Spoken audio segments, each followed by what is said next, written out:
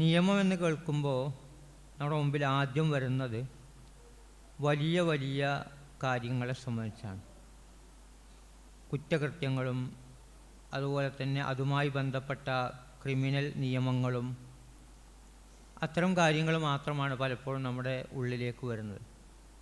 എന്നാൽ വിശുദ്ധ ഖുർആൻ ഒരു മനുഷ്യൻ്റെ വിശ്വാസിയെന്നോ അവിശ്വാസിയെന്നോ വ്യത്യാസമില്ലാതെ മുഴുവൻ മനുഷ്യരുടെയും സമാധാനവും അതുപോലെ തന്നെ അവൻ്റെ സന്തോഷവും നിലനിർത്താൻ ആവശ്യമായ മുഴുവൻ വിഷയങ്ങളെ സംബന്ധിച്ചും സംസാരിച്ചു എന്നുള്ളതാണ്.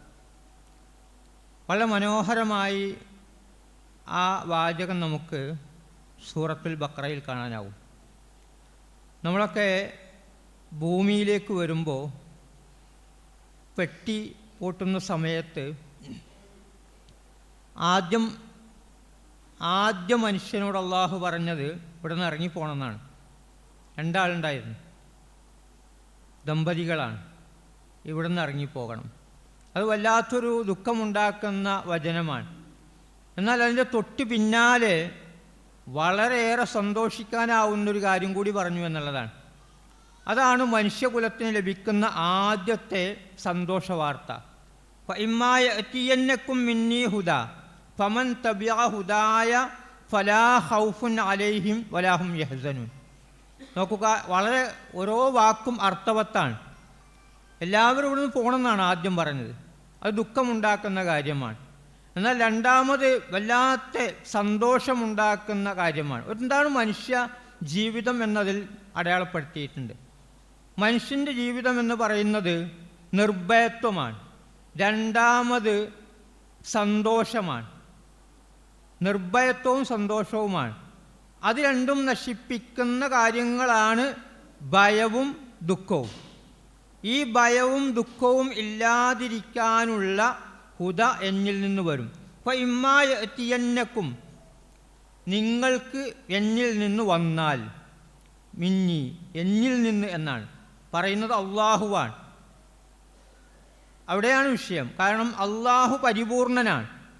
അള്ളാഹുവിൻ്റെ നിയമങ്ങൾ പരിപൂർണമാണ്. അള്ളാഹുവിൻ്റെ കലാമ് പരിപൂർണമാണ്. അള്ളാഹുവിൻ്റെ സൃഷ്ടിപ്പും പരിപൂർണമാണ്. മനുഷ്യൻ്റേത് അപക്വമായിരിക്കാം, അപാകതകളുണ്ടായിരിക്കാം, പലതുമുണ്ടായിരിക്കാം. ഇപ്പോൾ സൂറത്ത് അൽ മുൽക്കിൽ മനുഷ്യരോട് പറയുന്നുണ്ട് ആകാശത്തേക്ക് നോക്കാൻ, അള്ളാഹുവിൻ്റെ സൃഷ്ടിപ്പിനെക്കുറിച്ചൊന്ന് ആലോചിക്കാൻ.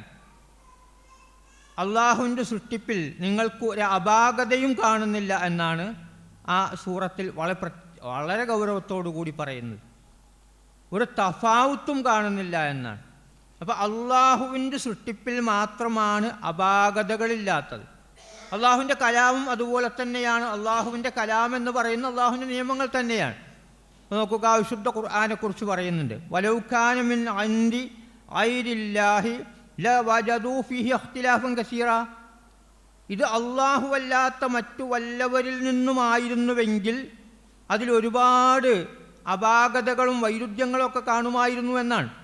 അപ്പോൾ അള്ളാഹുവിൻ്റെ സൃഷ്ടിപ്പ്, അള്ളാഹുവിൻ്റെ കലാമ്, അള്ളാഹുവിൻ്റെ നിയമങ്ങൾ, ഇതിന് മാത്രമാണ് പരിപൂർണത അവകാശപ്പെടാൻ പറ്റുള്ളൂ എന്നുള്ളതാണ്. മനുഷ്യൻ്റെ എല്ലാത്തിലും അപാകതകളും അതുപോലെ തന്നെ മാറ്റത്തിരുത്തലുകൾക്ക് വിധേയമാക്കപ്പെടേണ്ടതുണ്ട്. അപ്പോൾ ഇന്ത്യയുടെ ഭരണഘടന എത്ര തവണയാണ് അത് അമെൻമെൻറ്റ് നടത്തിയത്? ഒരുപാട് ആളുകളിരുന്ന് എന്തുമാത്രം ഗൗരവത്തോടെ പ്രാധാന്യത്തോടെ ഉണ്ടാക്കിയെടുത്ത ഒരു ഭരണഘടന. എന്നിട്ടും അതിൽ ഒരുപാട് അമെൻമെൻറ്റുകൾ വരുത്തിയിട്ടില്ലേ? പക്ഷെ അള്ളാഹുവിൻ്റെ നിയമങ്ങൾക്ക് അങ്ങനെ അമെൻമെൻറ്റ് വരുത്തേണ്ടതായിട്ടില്ല എന്നുള്ളതാണ്. അപ്പോൾ നോക്കുക, അതാണ് മിന്നി എന്നിൽ നിന്ന് ഹുദ വന്നാൽ. ആ ഹുദയാണ് എല്ലാം. ആ ഹുദയിൽ എന്തുണ്ട്? ആ ഹുദയിൽ ആദ്യം മനുഷ്യൻ്റെ നിർഭയത്വത്തിന് കാരണമാകുന്നതെല്ലാമുണ്ട്. ഫമൻ തബിഅ ഹുദായ ഫലാ ഖൗഫുൻ അലൈഹിം വലാ ഹും യഹ്സനൂൻ. അപ്പോൾ ആരെങ്കിലും ഈ ഹുദയെ പിന്തുടരുകയാണെങ്കിൽ അവൻ്റെ മേൽ അവനൊരു തരത്തിലും ഭയപ്പെടേണ്ടതില്ല, ദുഃഖിക്കേണ്ടതുമില്ല എന്നാണ്. അപ്പം മനുഷ്യജീവിതം വളരെ മനോഹരമായി സന്തോഷത്തോടെ പ്രത്യേകിച്ച് പ്രയാസങ്ങളൊന്നുമില്ലാതെ പോകുന്നതിൻ്റെ കാരണം അള്ളാഹുവിൻ്റെ ആ നിയമങ്ങൾ പിന്തുടരുന്നത് കൊണ്ടാണ്. അപ്പം നമ്മൾ ചോദിക്കും പിന്തുടരാത്തവരില്ലേ എന്ന്. എന്നാൽ അള്ളാഹുവിൻ്റെ നിയമങ്ങൾ പിന്തുടരുന്ന ഒരു ആ സമൂഹത്തിന് ചുറ്റും താമസിക്കുന്ന അല്ലെങ്കിൽ അവരുമായി ഇടപഴകുന്ന എല്ലാവർക്കും അത് ലഭ്യമാകുമെന്നുള്ളതാണ്. അപ്പം നമ്മൾ എത്ര സമാധാനത്തോടു കൂടിയാണ് ഇവിടെ ഇരിക്കുന്നത്. അതിൻ്റെ കാരണം ഈ നിയമങ്ങളാണ്. ഈ ഹുദയാണ്. ആ ഹുദയിലെല്ലാം ഉണ്ട്. മനുഷ്യൻ്റെ ഏറ്റവും ചെറിയ വർത്തമാനം മുതൽ വലിയ വലിയ അന്താരാഷ്ട്ര നിയമങ്ങൾ വരെയുണ്ട്. അപ്പം അന്താരാഷ്ട്ര നിയമങ്ങളെ സംബന്ധിച്ചൊക്കെ പറഞ്ഞു. നീതിയും അതുപോലെ തന്നെ തുല്യതയും അവകാശങ്ങളുമൊക്കെയുമായി ബന്ധപ്പെട്ട് നോക്കുക. അതുമാത്രമല്ലല്ലോ നിയമം എന്ന് പറയുമ്പോൾ അതിലേറ്റവും ചെറിയ നമ്മുടെ വ്യക്തിയിലേക്ക് പിന്നെ ചുരുങ്ങുന്ന നിയമങ്ങൾ. അതിലേറ്റവും പ്രധാനം വർത്തമാനമാണ്. വിശുദ്ധ ഖുർആൻ നിരന്തരമായി മനുഷ്യൻ്റെ വർത്തമാനങ്ങൾക്ക് നിയമങ്ങൾ ഉണ്ടാക്കിയിട്ടുണ്ട്.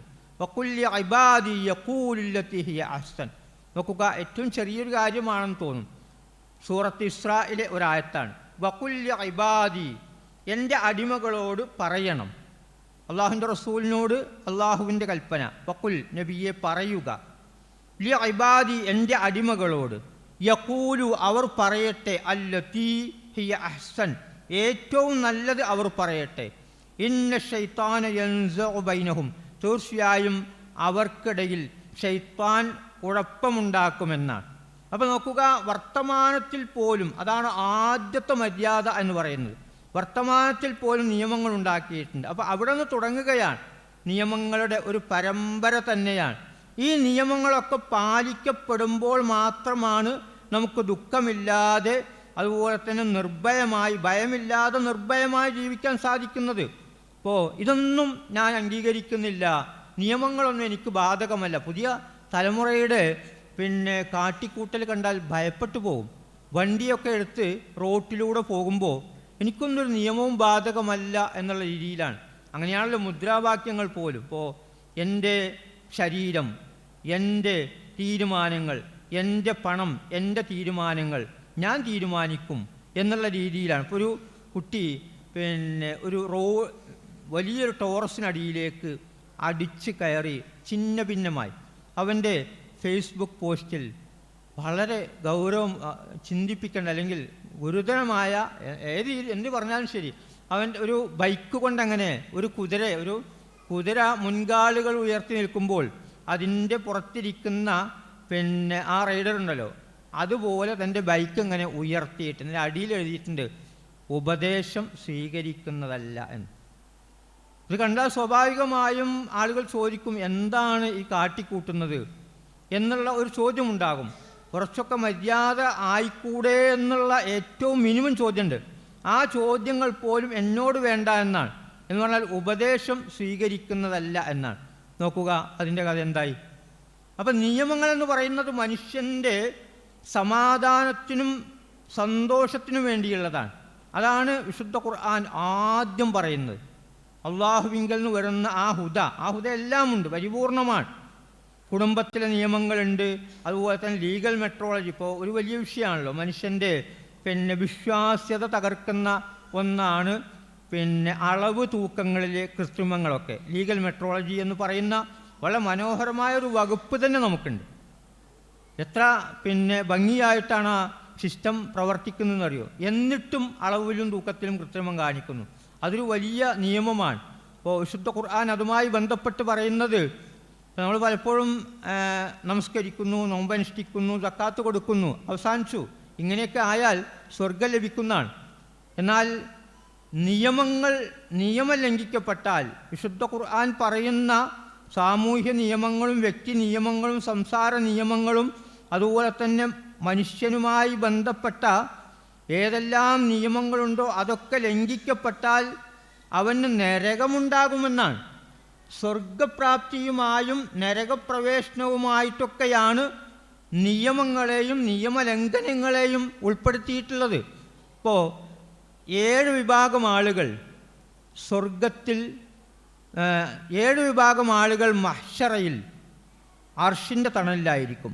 ഒരു തണലുമില്ലാത്ത ദിവസം 7 വിഭാഗം ആളുകൾ അർഷിൻ്റെ തണലിലായിരിക്കും. അതിൽ ഒന്നാമത് പറഞ്ഞത് നീതിമാനായ ഭരണാധികാരി എന്നുള്ളതാണ്. നോക്കുക, സ്വർഗവുമായിട്ടാണ് ബന്ധപ്പെടുത്തിയിട്ടുള്ളത്.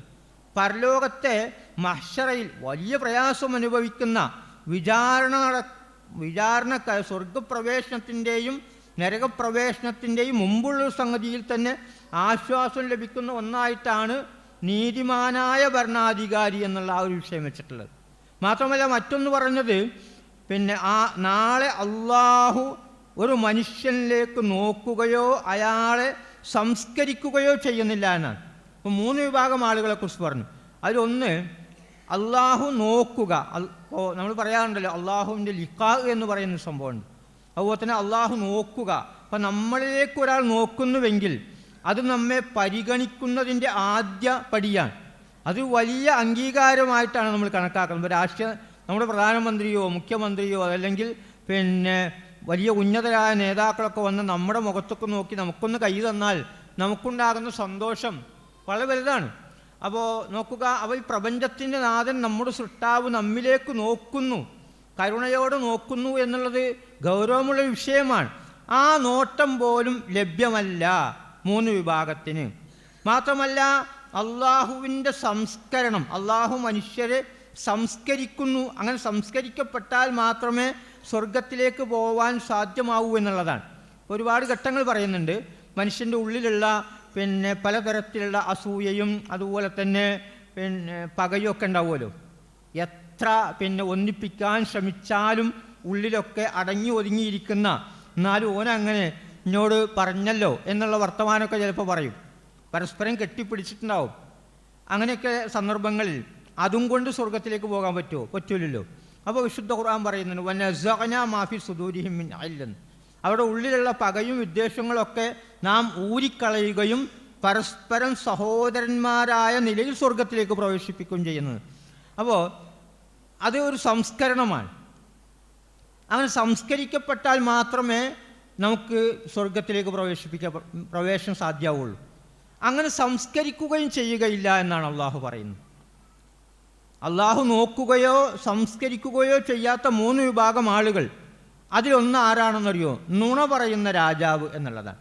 നുണ പറയുന്ന രാജാവ് അല്ലെങ്കിൽ ഭരണാധികാരി. അത് നോക്കുക, നരകവുമായിട്ടാണ് രാജാവിൻ്റെ നുണ പറയലിനെ ബന്ധിപ്പിച്ചിട്ടുള്ളത്. നീതിമാനായ ഭരണാധികാരിയെ ബന്ധിപ്പിച്ചിട്ടുള്ളത് എങ്ങോട്ടാണ്? സ്വർഗത്തിലേക്കാണ്. അപ്പോൾ സ്വർഗപ്രവേശനത്തിൻ്റെ മാനദണ്ഡമായി വെച്ചിട്ടുള്ള ഒന്നാണ് നിയമവും നീതി എന്ന് പറയുന്ന സംഗതി. നിയമത്തിലെ ഏറ്റവും പ്രധാനപ്പെട്ടത് നീതിയാണ്. 2 ആയത്തുകളാണ് വിശുദ്ധ ഖുർആനിൽ നമുക്ക് കാണാൻ കഴിയുന്നത്. വളരെ ഗൗരവത്തോടു കൂടിയാണ്. ഒന്ന് സൂറത്ത് മാഇദയിലും മറ്റൊന്ന് സൂറത്ത് നിസായിലുമാണ്. ഓതി വെച്ച ആയത്ത്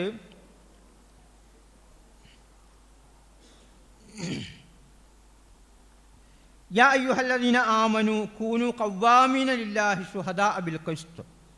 നോക്കൂ, യാ അയ്യുഹല്ലദീന ആമനു, വിശ്വാസികളെ, കൂനു നിങ്ങളായിത്തീരണം, ഖവ്വാമീന ലില്ലാഹി അള്ളാഹുവിന് വേണ്ടി നിലകൊള്ളുന്നവരാവണം, ശുഹദാഅ ബിൽ ഖിസ്ത് നീതിക്ക് സാക്ഷ്യം വഹിക്കുന്നവരായ രീതിയിൽ, നീതിക്ക് സാക്ഷ്യം വഹിക്കുന്നവരായ രീതിയിൽ.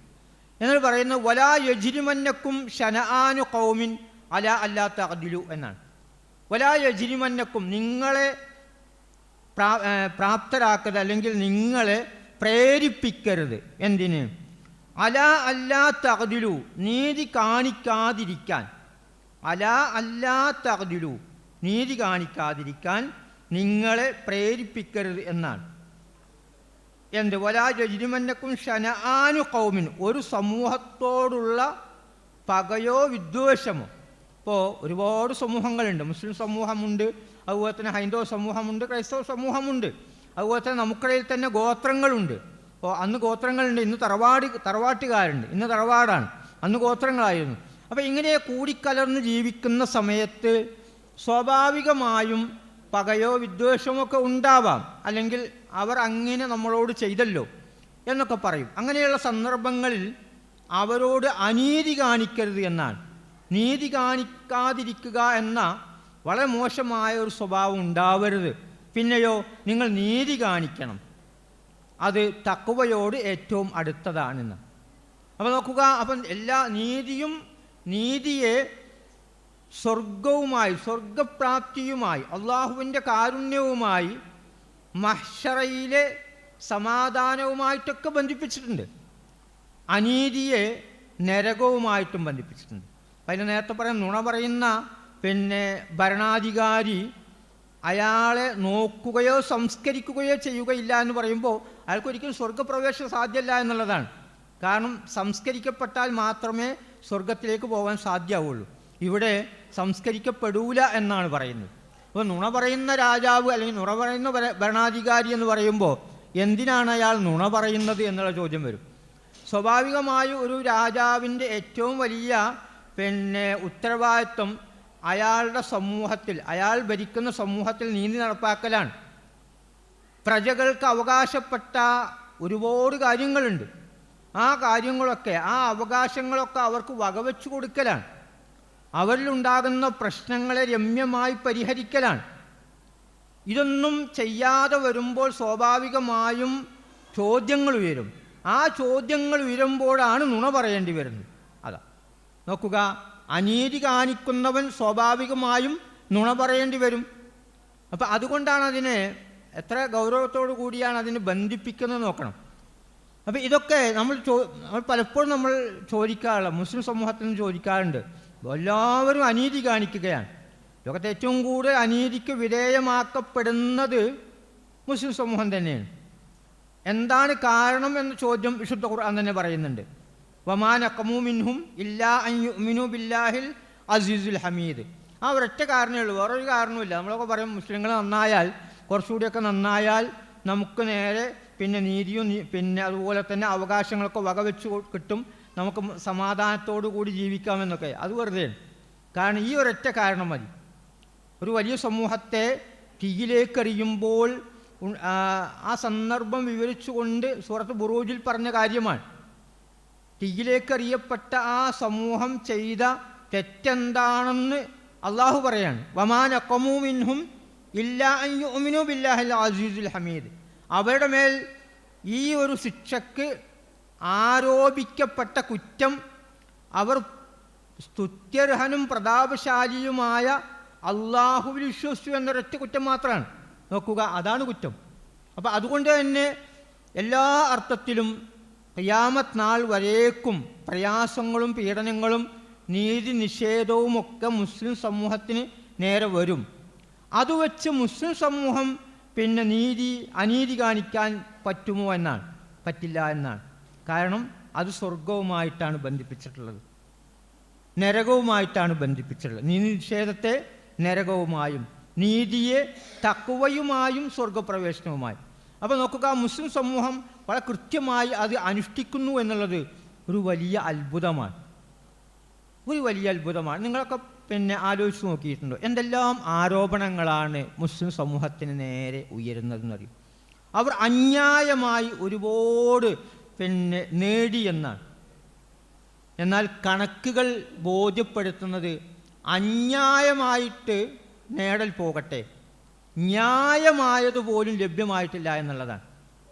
എന്നിട്ടും നമ്മൾ ഒരിക്കലും മറ്റുള്ളവൻ അന്യായമായി നേടിയെന്ന് ഒരു മുസ്ലിം സംഘടന പോലും പറഞ്ഞിട്ടില്ല. നമുക്ക് കുറഞ്ഞു പോയി എന്ന് പറയാറുണ്ട്. പക്ഷേ ഒരാരോപണവും അന്യായമായിട്ടാണ് ഇന്ന സ്ഥാനത്ത് ഇന്ന ആൾ ഇരിക്കുന്നത് എന്ന് മുസ്ലിം സമൂഹം പറഞ്ഞിട്ടില്ല എന്നുള്ളതാണ്. കാരണം ഒരു വിഭാഗത്തോട് എന്തെങ്കിലുമൊക്കെ പ്രയാസമുണ്ടെങ്കിൽ, അല്ലെങ്കിൽ പകയുണ്ടെങ്കിൽ, അല്ലെങ്കിൽ വല്ല വിദ്വേഷം ഉണ്ടെങ്കിൽ അവരോട് അനീതി കാണിക്കാൻ, നീതി കാണിക്കാതിരിക്കാൻ നിങ്ങൾക്കത് പ്രേരകമാകരുത് എന്നുള്ള ആ ആയത്ത് ഇത്രമേൽ സ്വാധീനിക്കപ്പെട്ട സമൂഹം മുസ്ലിം സമൂഹമല്ല, മറ്റൊന്നില്ല എന്നുള്ളതാണ്. ഉരുപ്പടി എല്ലാ കാര്യങ്ങളും അതാണ്. എന്തെല്ലാം ആരോപണങ്ങളാണ്, ഒരുപാട് ആരോപണങ്ങളുണ്ട്. ഇപ്പോൾ ഏറ്റവും വലിയ നുണയാണ് നമുക്ക് നേരെ വന്നത്. മുഴുവൻ മദ്രസകളിലെ ശമ്പളം ഗവൺമെൻറ്റാണ് കൊടുക്കുന്നത്. ഞാനൊരു മദ്രസ അധ്യാപകനാണ്, അതുപോലെ തന്നെ ഇവിടെ ഒരുപാട് മദ്രസ അധ്യാപകരുണ്ടാവും. ആർക്കാണ് ഗവൺമെൻറ്റിൻ്റെ ശമ്പളം കിട്ടിയിട്ടുള്ളത്? മാത്രമല്ല അവർക്ക് പെൻഷൻ കൂടിയുണ്ടെന്നാണ്. അതിനേക്കാൾ വലിയ നുണയാണ്. എന്നിട്ട് പോലും അതിരുവിട്ട് ഒരു രീതിയിലും മുസ്ലിം സമൂഹം പ്രതികരിച്ചിട്ടില്ലല്ലോ. പറഞ്ഞത് സർക്കാർ അതിനെക്കുറിച്ചൊരു വ്യക്തത വരുത്തണമെന്ന് മാത്രമാണ്. കാരണം അത് പറയേണ്ടത് നമ്മളല്ല, അത് പറയേണ്ടത് സർക്കാരാണ്. അപ്പോൾ സർക്കാർ പറയണം അതുമായി ബന്ധപ്പെട്ട യാഥാർത്ഥ്യമെന്ന് മാത്രമാണ് പറഞ്ഞിട്ടുള്ളത്. അപ്പോൾ നോക്കുക, ഈ ഒരു ആയത്ത് വല്ലാത്തൊരു സ്വാധീനമാണ് മുസ്ലിം സമൂഹത്തിൽ ഉണ്ടാക്കിയിട്ടുള്ളത്. അപ്പോൾ നിയമങ്ങൾ അള്ളാഹുവിൻ്റേതാണ് എന്നുള്ളത് കൊണ്ട് തന്നെ അതിന് മുസ്ലിം സമൂഹത്തിലുള്ള വില വളരെ വലുതാണ്. അത് കൃത്യമായി ഇപ്പോൾ ഓരോ നിയമങ്ങൾ, ഇപ്പോൾ ഒന്ന് വഖദാ റബ്ബുക അല്ലാ തഅ്ബുദു ഇല്ലാ ഇയ്യാഹു വബിൽ വാലിദൈനി ഇഹ്സാന, ഒരു നിയമമാണത്. വഖദാ റബ്ബുക, നിൻ്റെ റബ്ബ് നിയമമാക്കിയിട്ടുണ്ട് എന്ത്? അവനെ അല്ലാതെ ആരാധിക്കരുത് എന്ന്. അപാകതകളൊക്കെ ഉണ്ടെങ്കിലും മുസ്ലിം സമൂഹം ഇപ്പോഴും, മുസ്ലിം സമൂഹത്തെക്കുറിച്ച് മറ്റുള്ളവർക്ക് പറയാനുള്ളത് അവർ ഏകദൈവത്തെ മാത്രം വിശ്വസിക്കുന്നു, ആരാധിക്കുന്നു എന്നുള്ളത് ഒരു വലിയ പ്രത്യേകതയായിട്ടാണ് ഏതൊരാളും ഏതൊരു സ്റ്റേജിലും പറയാറുള്ളത്. അതുപോലെ തന്നെ രണ്ടാമത് വരുന്നത് മാതാപിതാക്കളോട് നന്മ കാണിക്കണമെന്ന് പല ആളുകളും പറയാറുണ്ട്. പിന്നെ നമുക്ക് അറിയാവുന്നതുമാണ് കണക്കുകൾ. വൃദ്ധ സദനങ്ങളിലെ കണക്കെടുക്കുമ്പോൾ വളരെ കുറവാണ് മുസ്ലിം സമൂഹത്തിൻ്റെ പ്രാതിനിധ്യം. അവരൊക്കെ വീടുകളിലാണ്.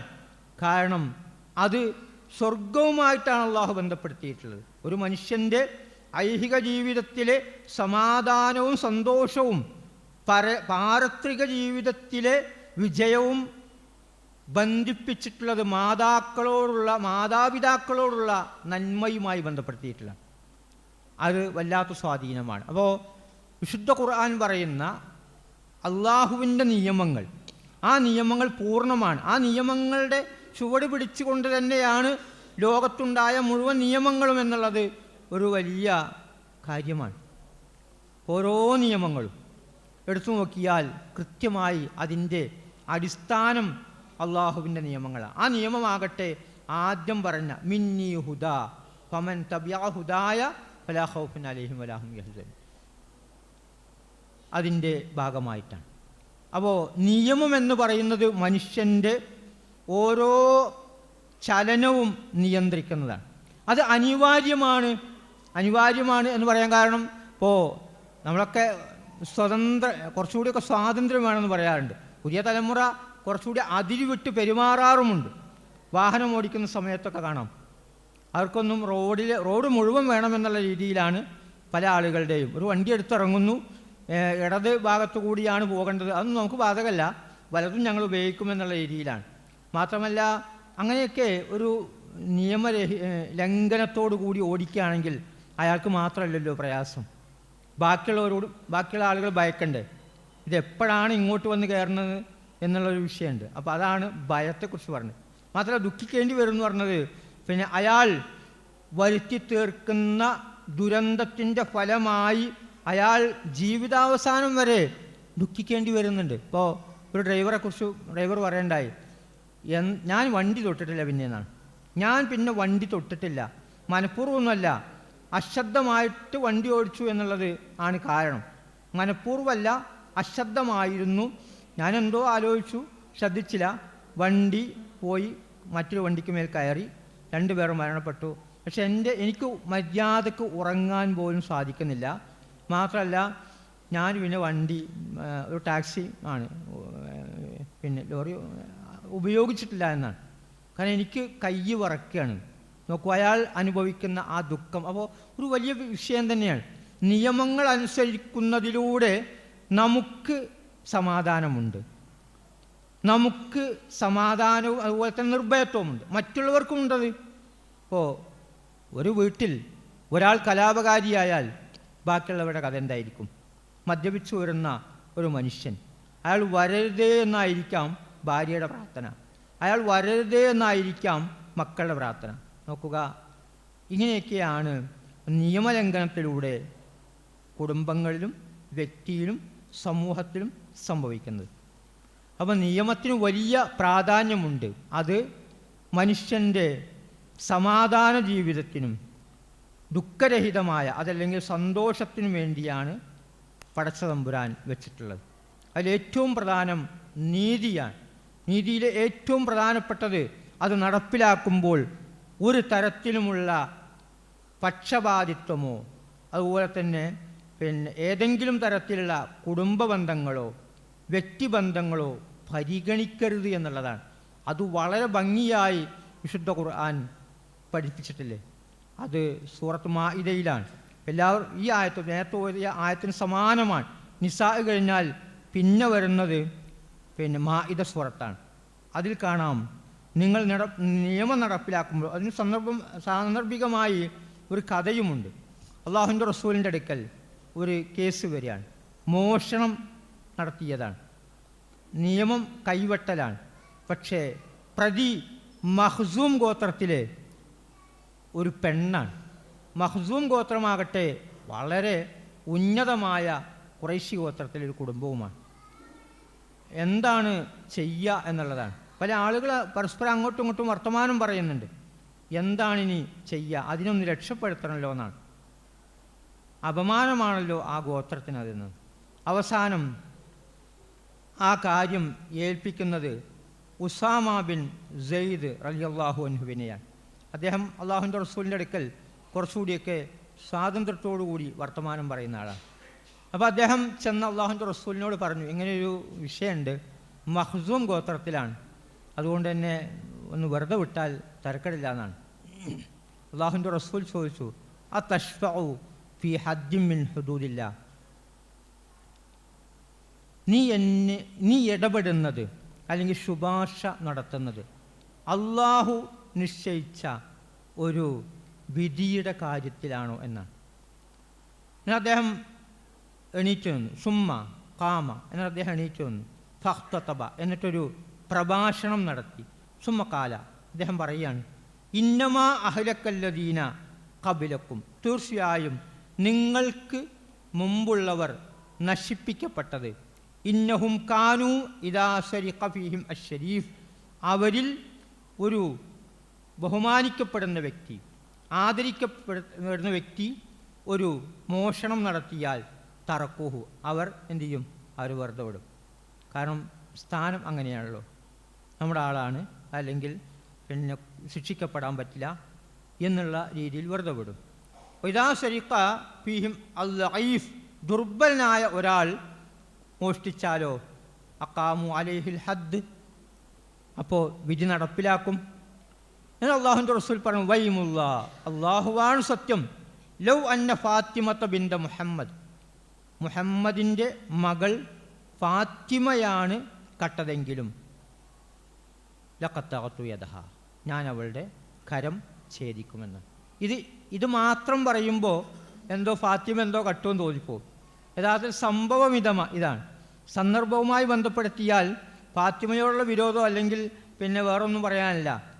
അവിടെ നീതി നടപ്പിലാക്കുന്നതിൽ പ്രശ്നങ്ങളാണ്. നീതി നടപ്പിലാക്കുമ്പോൾ അത് വാപ്പയാണോ ഉമ്മയാണോ അതല്ലെങ്കിൽ സഹോദരങ്ങളാണോ ഗോത്രമാണോ എന്നൊന്നും നോക്കരുത് എന്നുള്ള വളരെ ഗൗരവപൂർണമായ അള്ളാഹുവിൻ്റെ വിധിയുണ്ടല്ലോ. ആ വിധിയെ പ്രാവർത്തികമാക്കലാണ്. നോക്കുക, വളരെ ഗൗരവത്തോടു കൂടിയാണ് സൂറത്ത് മാഇദയിൽ അത് പറഞ്ഞിട്ടുള്ളത്.